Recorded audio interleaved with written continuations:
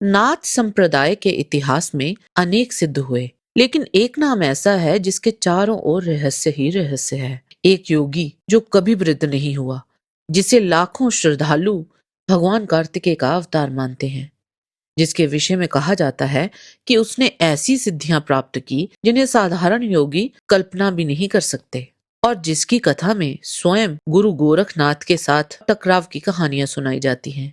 क्या बाबा बालकनाथ वास्तव में केवल एक सिद्ध संत थे, या फिर एक ऐसी महाशक्ति जिसकी वास्तविकता आज भी रहस्य बनी हुई है? आखिर कौन थे बाबा बालकनाथ? आइए उनकी कथा के आरंभ तक चलते हैं।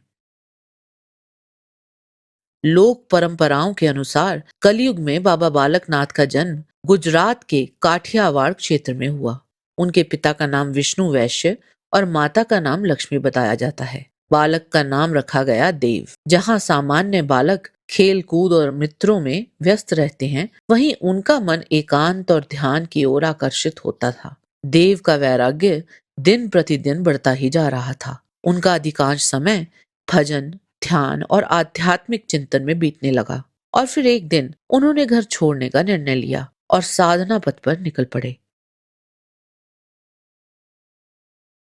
घर छोड़ने के बाद बालक देव ने साधारण बालक की भांति जीवन नहीं बिताया। वे अनेक तीर्थों और साधना स्थलों की ओर बढ़ते गए। इसी यात्रा के दौरान उनका संपर्क देवऋषि नारद से हुआ। नारद ने उस बालक में कुछ ऐसा देखा जो सामान्य दृष्टि से दिखाई नहीं देता। उन्होंने उसे दत्तात्रेय उपासना की ओर प्रेरित किया। नाथ परंपरा में गुरु दत्तात्रेय को केवल एक ऋषि नहीं माना जाता। उन्हें योग, तंत्र, संन्यास और परम ज्ञान की मूल धारा माना जाता है। कहा जाता है कि बालक देव ने अत्यंत अल्प आयु में ही ऐसी तपस्या आरंभ कर दी कि स्वयं गुरु दत्तात्रेय उनके समक्ष प्रकट हुए। गिरनार पर्वत की सिद्ध भूमि में उन्हें दत्तात्रेय जी की दीक्षा प्राप्त हुई। यहीं से उनका जीवन एक सामान्य वैरागी का नहीं, बल्कि एक सिद्ध योगी का मार्ग बन गया। कई परंपराएं मानती हैं कि इसी काल के बाद देव नाम धीरे धीरे बालकनाथ के रूप में प्रसिद्ध होने लगा।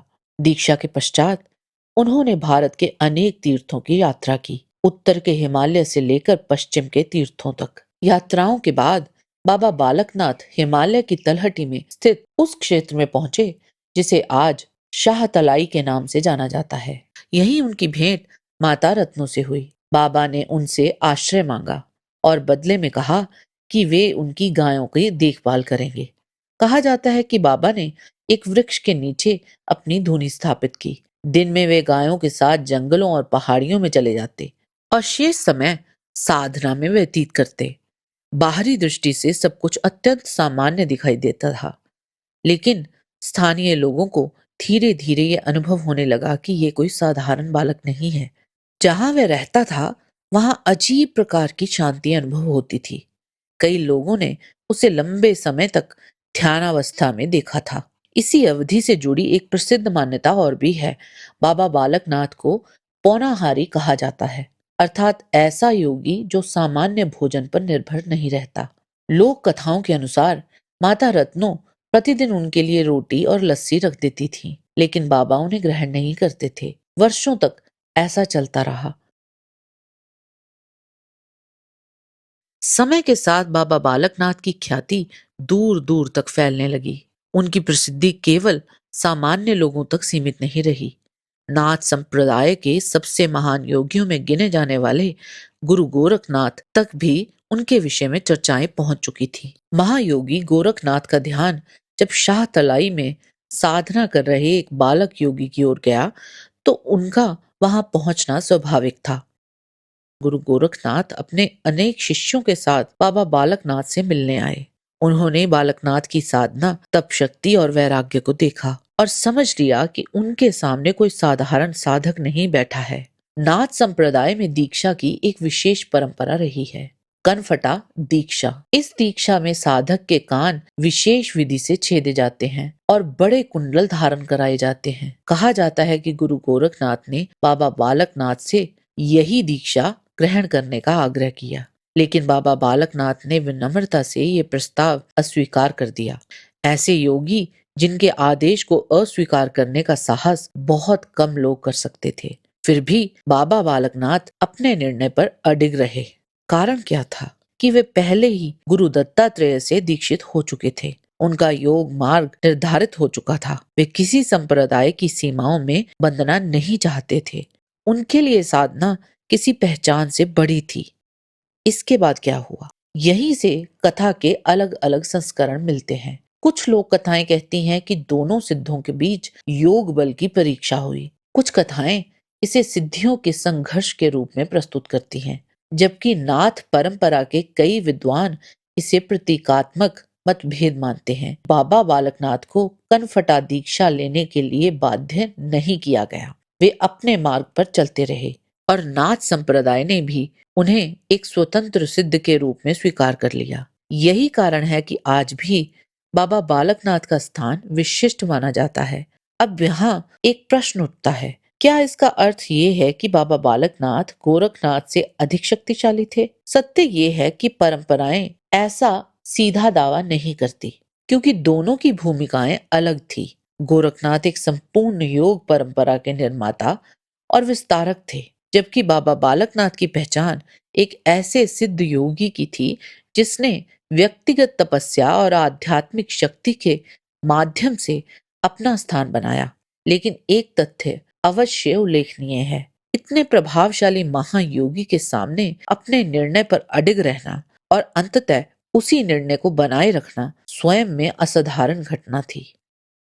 गोरखनाथ से जुड़े इस प्रसंग के बाद बाबा बालकनाथ की ख्याति और अधिक बढ़ गई। लोग अब उन्हें केवल एक साधु नहीं, बल्कि एक सिद्ध पुरुष के रूप में देखने लगे थे। क्या बाबा बालकनाथ वास्तव में भगवान कार्तिकेय थे? बाबा बालकनाथ के विषय में सबसे प्रसिद्ध मान्यता यही है कि वे भगवान कार्तिकेय का कलयुगी अवतार थे। ये कोई ऐतिहासिक दावा नहीं, बल्कि नाथ परंपरा और लोक विश्वास में प्रचलित मान्यता है।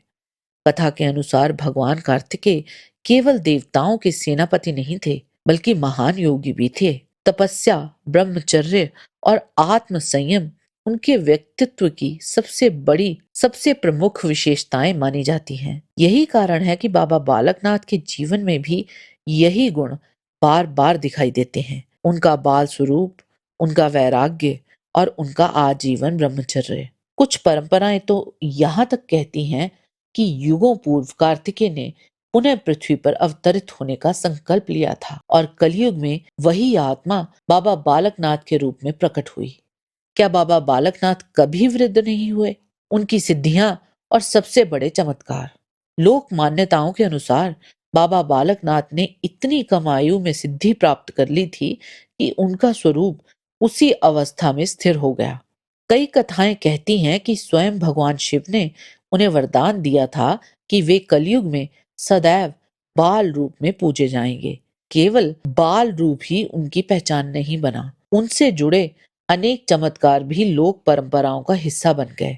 सबसे प्रसिद्ध कथा सूखे और अकाल से जुड़ी है। कहा जाता है कि उस समय क्षेत्र में वर्षा नहीं हो रही थी, फसलें नष्ट होने लगी थी, लोग भय और निराशा में थे।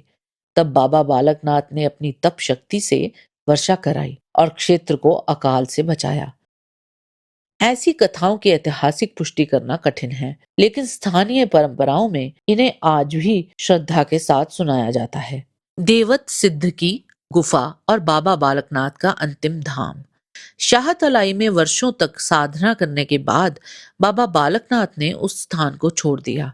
कहा जाता है कि एक दिन कुछ ग्रामीणों ने शिकायत की कि बाबा की गायें उनकी फसलें नष्ट कर रही हैं। शिकायतें सुनकर माता रत्नो क्रोधित हो गई और उन्होंने बाबा को कठोर शब्द कह दिए। बाबा ने कोई उत्तर नहीं दिया, ना कोई तर्क किया, वे शांत रहे। लेकिन जब ग्रामीणों को खेतों में ले जाकर देखा गया तो फसलें बिल्कुल सुरक्षित थी, कहीं कोई नुकसान नहीं हुआ था। सभी लोग आश्चर्यचकित रह गए। इसके बाद बाबा ने शाहतलाई छोड़ने का निर्णय लिया और हिमालय की पहाड़ियों की ओर प्रस्थान कर गए। यहीं से उनकी यात्रा उन्हें एक स्थान तक ले गई जिसे आज पूरा संसार देवत सिद्ध के नाम से जानता है। ये स्थान आज बाबा बालकनाथ की सबसे प्रमुख तपोभूमि माना जाता है। यहीं वह प्रसिद्ध गुफा स्थित है जहां बाबा ने अपनी अंतिम साधना की। देवत्व सिद्ध से जुड़ी सबसे प्रसिद्ध कथा बनारसी दास नामक एक ब्राह्मण से संबंधित है। कहा जाता है कि उसकी गाय दूध देना बंद कर चुकी थी। काफी प्रयासों के बाद भी कोई समाधान नहीं मिला। तब वह बाबा बालकनाथ के पास पहुंचा। बाबा ने उसे अपनी धूनी की भस्म दी और विश्वास रखने को कहा।